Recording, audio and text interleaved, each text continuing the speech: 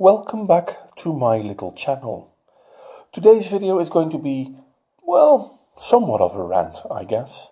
I'm going to try to talk to you about something that I've noticed on the interwebs. People have a huge problem dealing with listening or even acknowledging things that they don't want to hear. In a way, this is dealing with criticism. Because if you don't want to hear someone saying something, there are two reasons why you don't want to hear someone saying something. One, you want to ignore the person, or two, you don't want to hear anything to offset your narrative, your idea of reality. Both of these are pretty bad. As a united species of humans, whether we like each other or not, we need to be able to exchange ideas. Now, for this, I personally think the worst thing you can do is ignoring someone. Because if you ignore someone, you do not know what they think. In the event, that's even worse than disagreeing with someone. But it's also worse for yourself, because how can you know what's coming if you do not want to hear what's coming? This is a dangerous thing. Why is this a dangerous thing?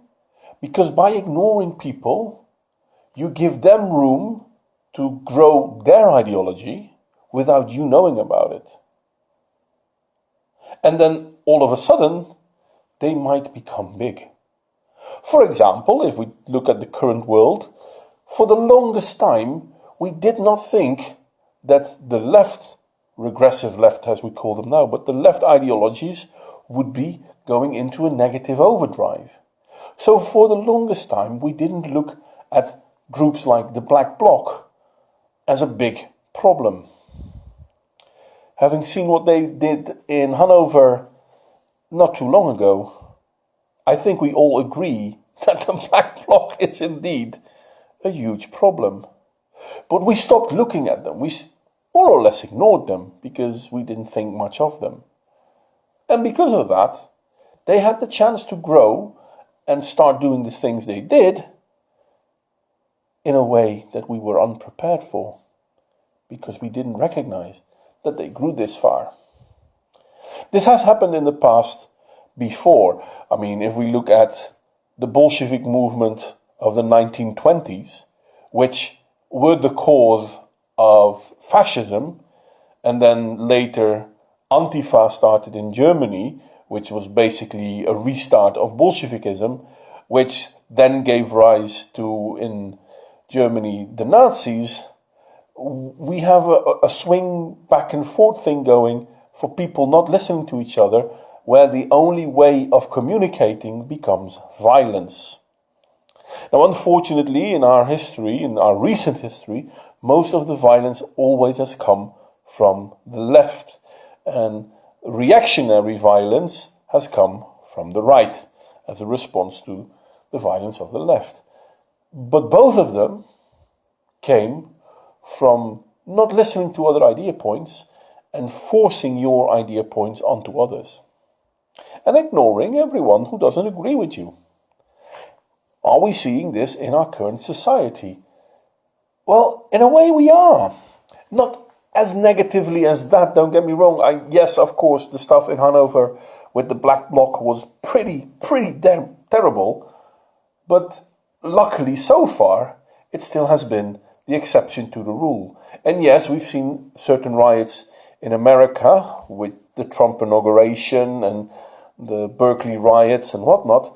But still, these are not so common that they happen constantly. They happen though, don't get me wrong, it's a problem. Yet still we need to be able to listen to each other. And we need to get them to listen to us as well. Because if we don't, well, then we see what happened in Berkeley, when the Antifa protesters tried to disrupt the free speech thingy in Berkeley, and then they attacked the free speech protesters, and the free speech protesters started attacking back, and we got a big of a mess. Stuff like that we need to prevent. The only way to do this is by listening to ideas that are not our own. Now, these are, of course, the big examples. Small examples are people putting each other on block or on ignore because we don't like the points they make. Now, on Minds, I'm active. I'm not that big, don't get me wrong, but I'm active and I do respond to a lot of people. I'm subscribed to a lot of people. People I sometimes do not agree with. People I often do not agree with, yet I am still subscribed to them. Because I find that at certain points in time, we might have something in common. And at other points in time, I do not agree with them. And I let them know. I open dialogue. And sometimes people respond, and they might not always respond in a nice way, but we have a dialogue. Now, eventually, sometimes people don't get me to agree with them, therefore they block or ignore me, which is a shame, which is a problem. But we should always be able to talk to one another, whether we agree or not. For example, on Minds, there was a big row going on because there were a bunch of pedophiles active there. And people basically told everyone else to block or ignore the pedophiles. I'm not in favor of that. Don't get me wrong. I'm very much against pedophilia. It is illegal, and if you act in a pedophilic way, I would be the first to give you up to the law, to the judge, and I would love to see you get punished for it. But if you do not act upon your pedophilic urges, which is by law illegal, you should still be able to talk about it. Because by talking about it, I'm not going to normalize the fact that pedophilia is what you think. We can talk about it all we want, I still think it's a problem. But by talking about it, we might find a way for them to deal with it in a not negative way. So by not giving in pedophilia. Then again, if they do give in, fuck them. Send them to jail, put them in front of a firing squad. I don't care. But we need to be able to talk to each other.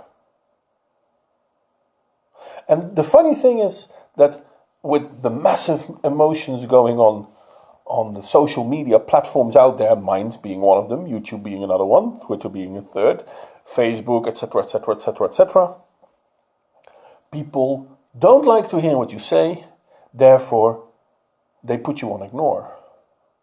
Or maybe you are one of those people that doesn't like what other people say, therefore you put them on ignore. But by doing so, you are depriving yourself, or they are depriving themselves, of understanding the viewpoints of others. Understanding does not mean agreeing. Understanding does not mean agreeing. You can still disagree with them. You can disagree with them vehemently. And you can explain to people why you disagree. And maybe by doing so, you can make them see, oh, wait a second. Yeah, you got a point. We should learn to deal with criticism. Because criticism isn't only to say, ha, you're a poopy head. Because let's be honest, if the criticism you're going to give to someone is like, oh, you're a poopy head, then I'm sorry, you're not giving any criticism. You're trying to insult someone. But that's not criticism. I disagree with you is a statement. And okay, so you disagree with me. Why do you disagree with me? Well, because I think you're wrong. Okay, we're getting closer to a good point. So why do you think I'm wrong? Well, it's obvious. And there we go, dwindling back into nothingness. No, it's not obvious. If you disagree with me, then you have a point to make. Whether I agree with your point or whether you agree with mine, at this point in time is not important. So we should be able to give criticism to one another. We should be able to say, yeah, no, what that person did is absolutely wrong. Well, fair enough. We should be able to say that. And then someone's going to ask you, so why do you think what that person did is absolutely wrong? And that person should then be able to answer. For example, and this is about some little Twitter drama, and I'm not personally involved, but I'm going to mention it. Sargon of Akkad basically reported Christiosity because Christiosity insulted him over a tweet, which is against the rules of conduct. Did Christiosity do that? Yes. Should Sargon then report her? The question is not whether he should, but is he allowed to? Yes, he is allowed to. Do I agree with that? That's not the point. It doesn't matter. I might agree with Christiosity, I might agree with Sargon. The fact of the matter is, she did something, he responded. We do not have to agree with each other on this. But we should be able to talk with one another on this. Don't get me wrong, I use this as an example because I did have a talk with someone about this, and I'm not blaming Christiosity for anything, nor am I blaming Sargon for anything. That's not the point. The point is, we should always be able to stay in conversation. And by blocking, Sargon basically removed the ability to talk to Christiosity. But in all fairness, vice versa happens a lot too. I mean, I don't even know Steve Shives, and I know he has me blocked on Twitter. Well, I know him, of course, I responded to a few of his videos, but that's not the point. There is no discussion possible when you block each other. Then again, do you have to accept constant negative attacks? No, you do not. So you have the right to block someone. But it shouldn't be your first line of action. You should be able to listen to criticism and go like, okay, so what do you mean? And sometimes that means that we have to be the bigger person, which isn't easy. Of course it's not. Hell, I don't always have the power in my heart to do that. But we have to keep trying. And if we talk to someone, for example, I've done on Minds, and certain people block me on Minds, and I always point that out, because by doing so, they deprive me of a good, understanding of their point of view, but they deprive themselves of the understanding of another. Understanding is not the same as agreeing. I think the old saying is that a wise man entertains the notions of others, the ideas of others, without making them his own or her own. I mean, could be a woman. Her own is very possible. We need our society, and I'm not talking about the skeptic or the anti-fem or the whatnot society. No, I mean everyone on YouTube, everyone on Minds, everyone on Facebook, everyone in, predominantly the Western world, but everyone on social media. Everyone within the society needs to learn to deal with criticism, to give criticism, to receive criticism, to learn how to think about it.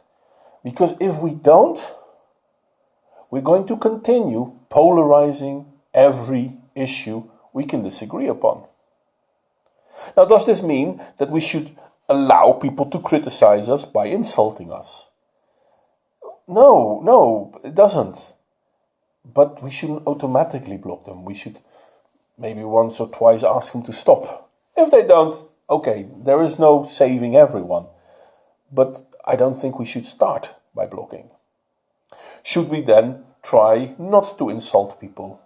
Well, yes, of course, we should always try not to insult people. I mean, you might disagree with a person, but if you can talk to that person and explain to him why you disagree, you have reached more than just saying, oh, you're a fucking shithead and you're full of shit and I don't like you.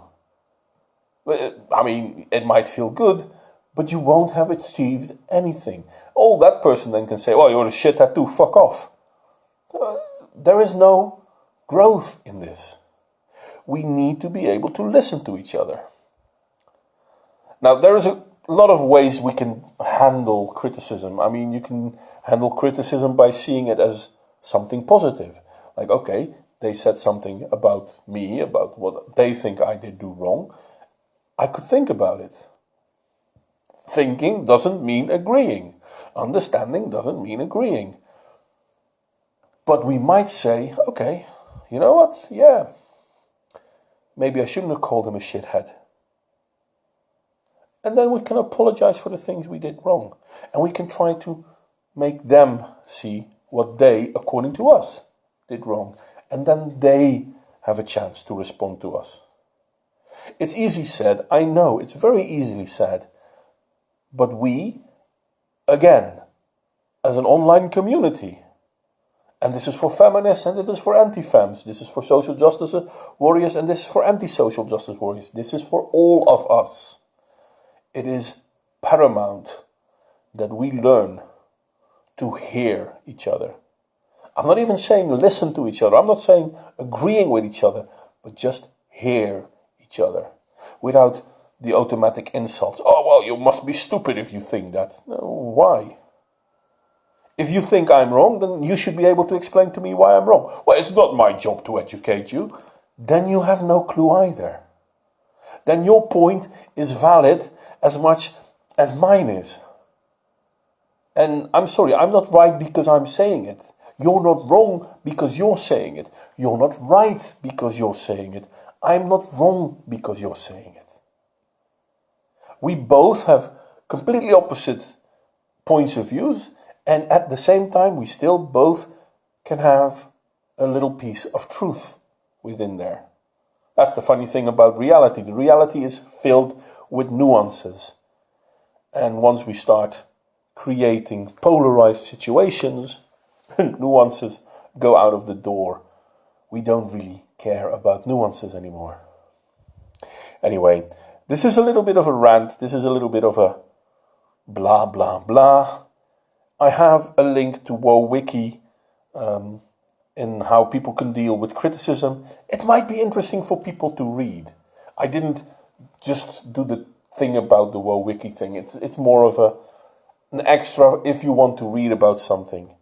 And as usual, criticism is always welcome.